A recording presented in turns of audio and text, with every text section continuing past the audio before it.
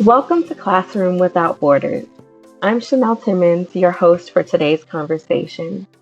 In this time of virtual or distance learning, whichever you may call it, we've been asking ourselves and each other how we can make enrichment meaningful for our students and how we can create opportunities for connection and collaboration, even in the middle of social distancing. Out of this brainstorming came the idea for Classrooms Without Borders. You can think of it as a buffet of enrichment courses facilitated by folks who are passionate about whatever it is that they're teaching. The situation varies school to school and classroom to classroom, but we've been inspired by innovative teachers in our network who have leveraged their aptitude for technology and their sincere care for our students to create amazing virtual learning experiences. What if the borders of these classrooms could be expanded so that the students from any school could participate and benefit? We've also heard from teachers who have encountered logistical and technical barriers that prevent them from being able to reach their students effectively. What if they could use this time to create meaningful enrichment courses that truly address the passion and the interest of students? Teachers that come through our program often have degrees and work experiences outside of education that they could share to broaden the horizons of Hawaii students. We've been asking students to share what they would be excited to learn more about. And so far, we've heard from students who would love the opportunity to learn about digital marketing, math history, self awareness, and automotive. We're going to go ahead and invite a few students to join us here so that we can hear more about how they're experiencing virtual learning as a whole and to talk about what they might be excited to learn about.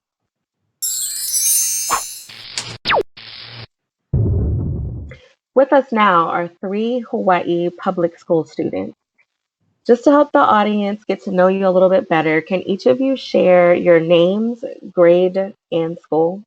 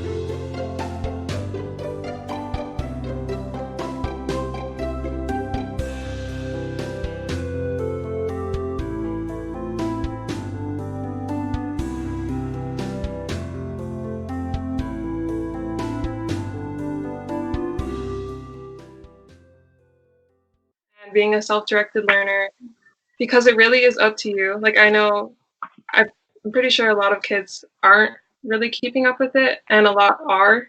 So it's kind of just like showing like what you kind of stand for. But I believe like with the Classroom Without Borders project, if we can like initiate that encouragement to learn, then it would be so much more engaging.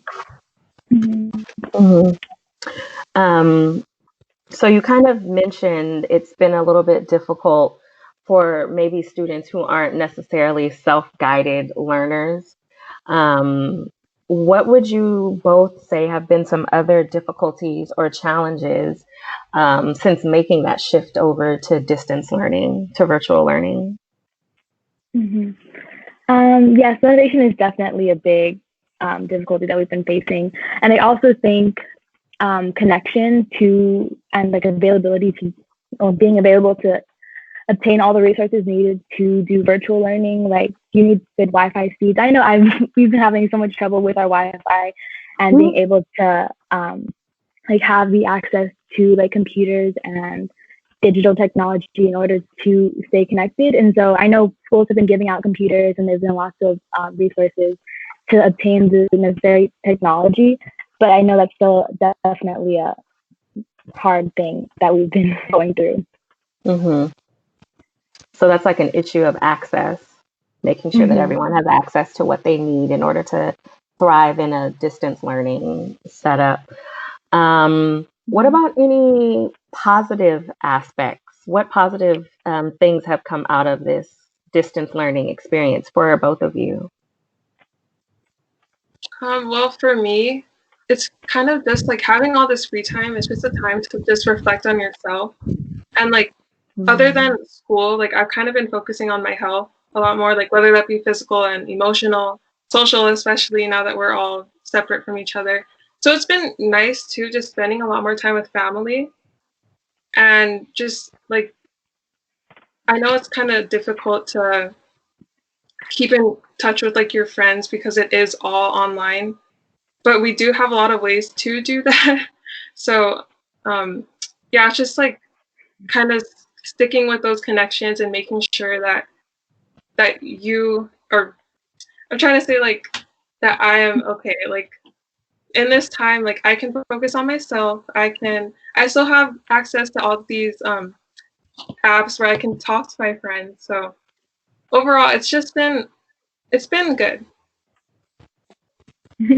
Yeah, I agree with what Eliana is saying that we've been able to get kind of make the most out of this experience in a way that you get to focus on yourself and your own health, and you still do have the the communication tools to speak with your friends and all of those types of things. And I think I've been able to learn a lot more about like time management and putting things above one another, like based on need and what's necessary to do. And I've also been able to like read more, have more time to do things that I wasn't necessarily able to do when we were in school and sports and like we were able to do extracurricular activities. So yes, I agree with what Eliana is saying. Yeah, Eliana, you brought up a great point that there are so many ways that you can still stay connected and like still communicate with each other. I can't even fathom if this had happened back when I was in high school, like back in year 2000 when some of us were still using dial-up internet. It wouldn't have gone so well. So that's amazing that you all are still we're still finding ways to like stay connected and stay in communication with each other.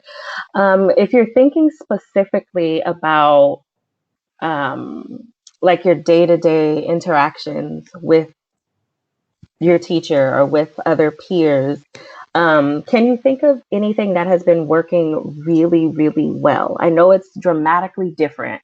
Clearly, you're not inside of a classroom. You don't go from one classroom to another. You can't, see everyone and exchange energy face to face. But what has been a pretty smooth transition? What seems to be working really well? I So think my that. Oh, go. no, go ahead, Eliana. You're good. Okay. So my teachers have done, I'm pretty sure a lot of other teachers have too. They've all established office hours. So it's like once a week we all meet. So again, it's not like the typical classroom where every single day you're seeing these teachers, but it's still just kind of like, again, like a classroom away from school. So, and again, like what I was mentioning earlier about like the self-directed learners and the non-self-directed learners, only the self-directed learners are going to those classrooms and going to like the office hour meetings and yeah, all of that stuff. So that's why we do kind of, I wish that we had that advantage to see each other, but I mean, that's not the case right now. Yeah. For us, we on Tuesdays and Wednesdays we have a normal schedule, a school schedule where teachers have designated times for us to go to their classes over Google Meet, and so that has been working very well. And everyone has established Google Classroom classes for all of us, and the teachers have made strides to get us all like to stay connected with us all. So I know if one of us don't come to like a Google Meet or so, they'll email you and they'll be like, "Why aren't you there? Are you okay?" And so I think on the teachers' part, they've been doing a lot to make sure that we still are engaged and connected. And I think that's really great. And that's like one of the best things that's been happening throughout this time. Yeah, that's amazing. So I'm sure even though you aren't able to like be in classrooms and share space on campus every day, I'm sure that you're still keeping in contact like with your friends, with the people that you would have normally been talking. So how would you say your friends and your peers and other classmates, what is the general kind of sense of how students are doing? And feel free to speak to any kind of differences that you know of, like across campuses or life.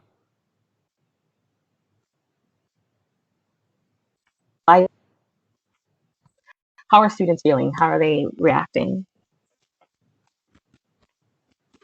Well, for me, just from what I've noticed, this change has kind of been like really weird and kind of sad for a lot of people because it is not Mhm. normal. And I mean, everyone misses each other. And just from like, I'm in student council, and today we had a virtual spirit week, and today was Talk Story Tuesday, and we've had great participation.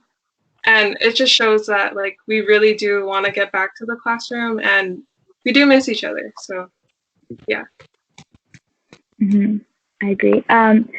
For me, in the beginning, everyone was like, "Yes, no school. We don't get to go back to school until like summer. It's summer already." So everyone was like overjoyed, and everyone thought that we didn't need to do any of the work, or there wasn't really work assigned. So everyone was just laid back, and then they're like, "Yes, we don't get to do anything for the rest of the year." Until like I think early May when they started releasing all the virtual learning and distance learning curriculums for us to work on, and everyone was like, "I'm not doing this. I'm not going to do this because I don't need to." Especially the seniors who are Mm. already going through so much and they just don't feel that school is necessary anymore, especially because they got so many like amazing things taken away from them. And I think that as like people in student council, we've been trying to bring back that motivation and to bring back that community life and that feel of school that we don't have anymore, which has been like detrimental on like across the student body. And so just working and finding ways for us to like come together and share that we're all going through the same things, and to try to push people to do the learning because this is what you do with this time will matter. And if you make the best of it, then it will show up on your future. Oh, that is so true. What you do with this time will matter. Um, so thank both of you for kind of giving us that insight and that perspective into how students are feeling. I know educators, teachers are kind of going crazy, wondering like, oh, how are students doing? How are you all feeling? How are you handling just the day to day responsibilities, like how you're navigating this? So thank you for sharing a bit of that with us. Um, Part of what we want to do today also is to inspire teachers and professionals to offer enrichment opportunities that match the needs and interests of our students. So, what are some things that either of you are passionate about or topics that you would like to explore further in your study? Well, being that we are pretty much in a digital age, one thing that interests me a lot is visual communication, like graphics. So I was actually going to mention digital marketing because I think not only is visual communication important, but having like a business aspect of it, so like the marketing, that can really like set someone off in a future with technology. So that's one thing I was really interested in, like whether that be branding or advertising, just something along those lines of digital marketing. What kind of sparked that interest for you? I've always been a creative person, I would like to say, like graphic design. I'm literally painting something right now. It's just like something with where I can express my creativity, and if it's through business, then that's literally like so amazing. Yeah, Um, that is cool. I have always really been open to learning about anything, but I think more recently I've been interested in learning about learning about financing, managing your finances, because like seeing how we are now, like we may not have the chance to learn all of this in school, or if we'll even get the curriculum to learn it. But I know that I want to learn it in a way that sounds fun, because like managing finances doesn't seem like a fun class to join, and like having tests about like math and numbers that aren't very like fun to complete. And I know how everyone talks about how they hate doing their taxes, so I wouldn't want to sit down in the classroom to learn about like doing taxes for like an entire semester or a year course. So maybe being able to learn about it in a space that's open and engaging, and it doesn't require tests or being able to prove your learning. You'll just be able to retain it and talk about it and converse about it in a way that isn't structured and like book work. Mm-hmm. Yeah. Riley, you mentioned, I think you just stated a second into learning anything. Can you speak more to like how that happened? Because that's not everyone. Not everyone is just like, super into just learning in general. Mm-hmm. So I'd love to hear more kind of about, have you always been kind of oriented to wanting to learn a little bit about everything? I think the teachers in my life have really been amazing. I've had amazing teachers in my life, and it doesn't matter what subject they teach, but it matters like the way that they teach it and the way that they present it. And so if I just have an instructor who's able to connect with me on a level, on an emotional level and like a physical level, that we can all like learn and have fun and be able to converse about anything. Like I've had amazing physics teachers and I do not like physics. I've had amazing math teachers and I can't really do math. And I've had amazing history teachers, and it's just that it doesn't matter what I learn as long as I'm having fun doing it and that I know the experience will benefit me later on. Yeah, that's great. Um, so later in our show, we're going to ask some of our facilitators to share some of the new course ideas that they came up with for Classroom Without Borders. We're going to have Debbie Ng to share about growth mindset. What do either of you, Riley or Ilana, already know about growth mindset and how that could impact you as a student or just in life in general? Growth mindset to me kind of means perseverance, and that you're not even like if something is confusing or you're having a really hard time understanding something, that having a growth mindset in that position will only set you further to understanding, being successful in whatever it was that was pushing you back. Um, I also think it's like where you have to learn about more of yourself and how you can persevere and kind of overcome challenges. Mm-hmm. Yeah, I agree with Eliana. Having a growth mindset is kind of like knowing that if you work hard enough and if you put your mind to it, that you can become amazing things and you can do things that you've always dreamed of. And it's not having the fixed mindset of just saying everyone has like certain talents, you can only do this and this, but having a growth mindset shows that whatever you do, you can improve on and you can do whatever you want to do. Mm-hmm. Well, thank you both for that. I feel like I needed to hear your perspectives on what growth mindset are. See, I'm learning. We haven't even started the courses yet, and I'm already learning from both of you. So thank you so much. Um, Another one of our facilitators, Wes Adkins, has proposed a course on the history of film and script writing, which sounds really interesting to me, especially since I'm spending lots of my time binge watching Netflix and Hulu. But anyway, um, so can you guys think of any movies that were particularly impactful or important in your life?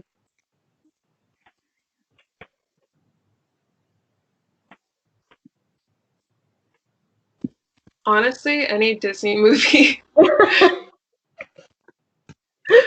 I It's true. yeah, I can't think of any off the top of my head, but yeah. For me, I have, I guess it's just a Disney movie too, Anastasia. I don't even know that much about it, but I know it was one of the earliest movies I've watched. And like, I don't know, there's something about like the animation of it. And like now rewatching it, it just feels so, what is that word? Nostalgic. And Mm-hmm. I don't know, it's just like the magic of cinema in some ways. And I feel like Anastasia definitely showed me that. Um, yeah, and I think one of my other favorite movies were like Manchester by the Sea. It was just such a sad movie, and I always think about it. And it's weird now. Yeah. So it could be really interesting to like be in a class like that where you get to sit down and kind of discuss how movies maybe from your childhood, like from a couple years ago, kind of land in a different way now that you're a little bit older and you have a little bit more experience. So kind of thinking through that could be pretty cool. Yeah. Well, thank you both so much for hanging out with us here today and sharing your thoughts. Do either of you have any last thoughts or last words?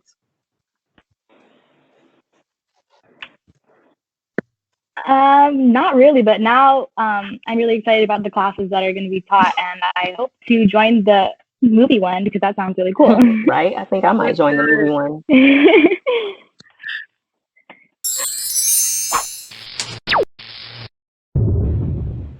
And joining us now is Tyler Vandermolen. Tyler, hello. Could you share a bit about where you teach, what you teach, and how school has changed since we've been quarantining? Yeah. Hey guys, can you guys hear me? I can. Perfect. Yeah, so I'm a seventh grade math teacher. I teach at High Middle School, Oahu. Like I said, so a little bit younger of an age group than you guys.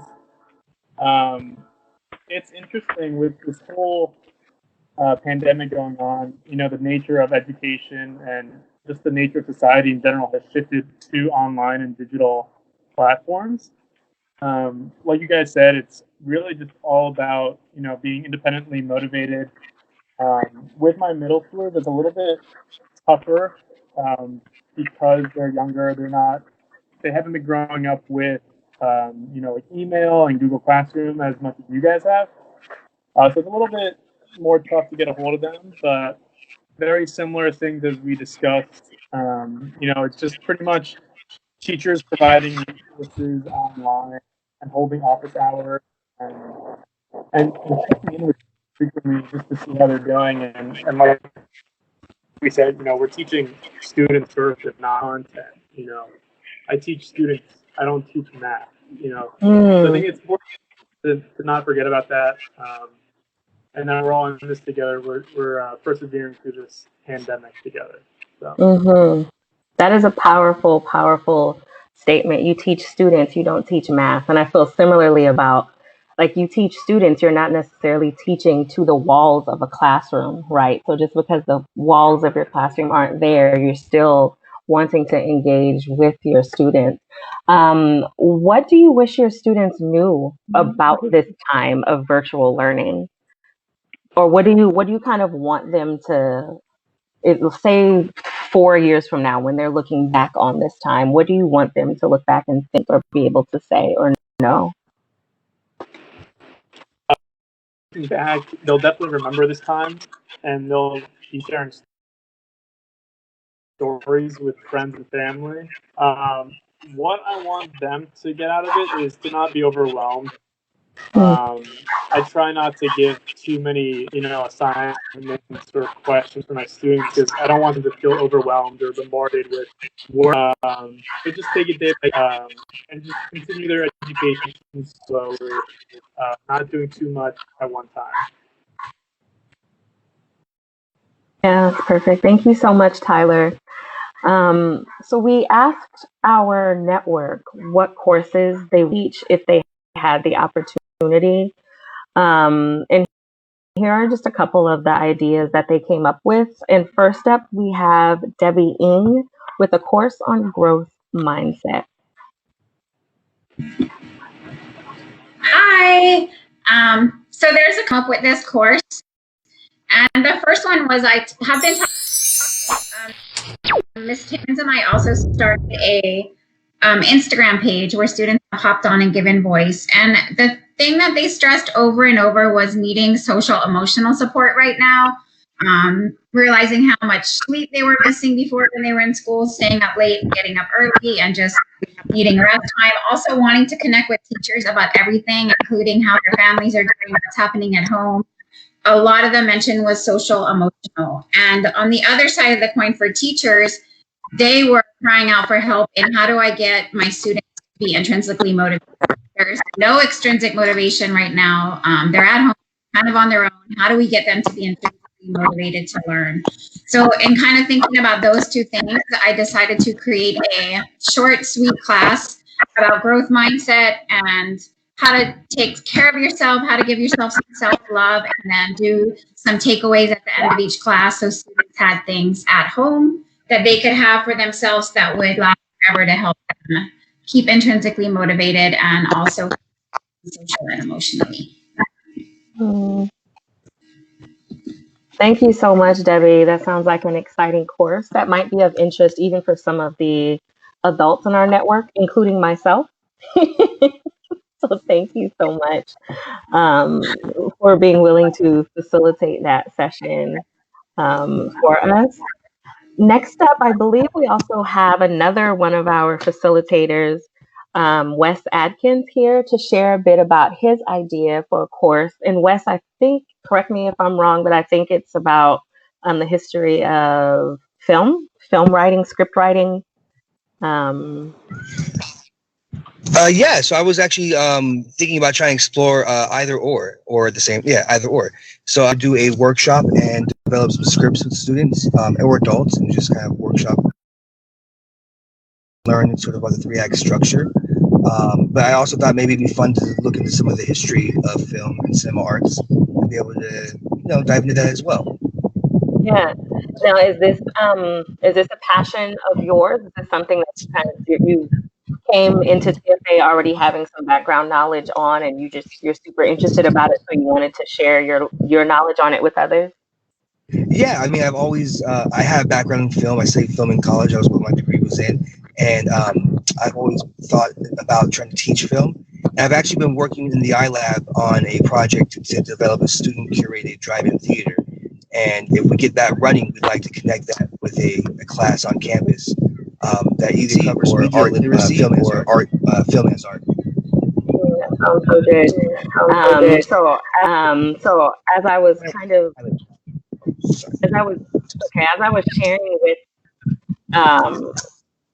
sharing that topic, like the course topic with students, they were trying to think about films from their childhood, which was like 2 years ago or so, that made them feel nostalgic. And they said that they wanted to share, just kind of have a space to be able to talk about how movies make us feel and how movies impact how we think about things in life.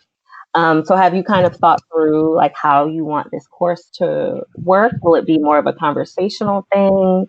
Yeah. I've thought about some of the components that are important to me, or I think are important to film education in general. I think the first thing that came to mind was just the value of a gaze and who has a gaze when it comes to film authorship.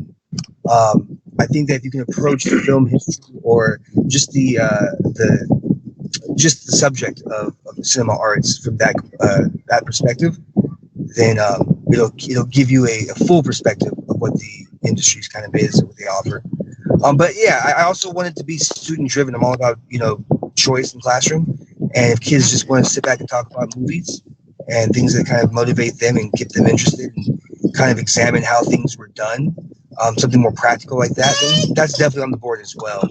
So it's kind of about what students want. Yeah.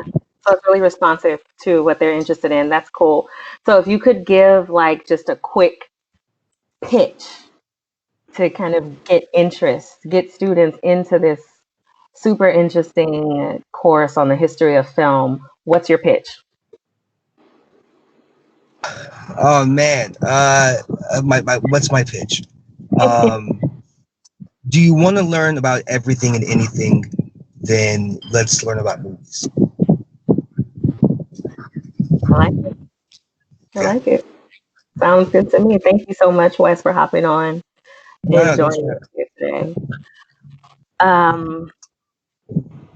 So as we close today, we do want to thank all of the students and the teachers that joined us. Thank you for inspiring us with your passion and your enthusiasm for learning. We also want to thank all of our viewers for joining us today. Within a couple of hours, a recording of this stream will be available to share on.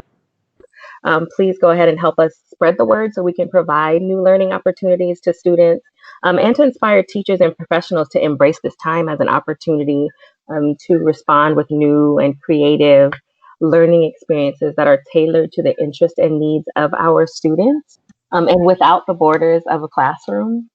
If you do want to register to learn or to teach, you can go ahead and scan this QR code that you should see on your screen, or type either of the URLs into a web browser, and that will take you to a form where students can share what they're excited to learn about and facilitators can offer new course ideas. So thank you all once again for joining and everyone who took the time to stream us live today. And until next time, please take care of yourself. Stay healthy. Aloha.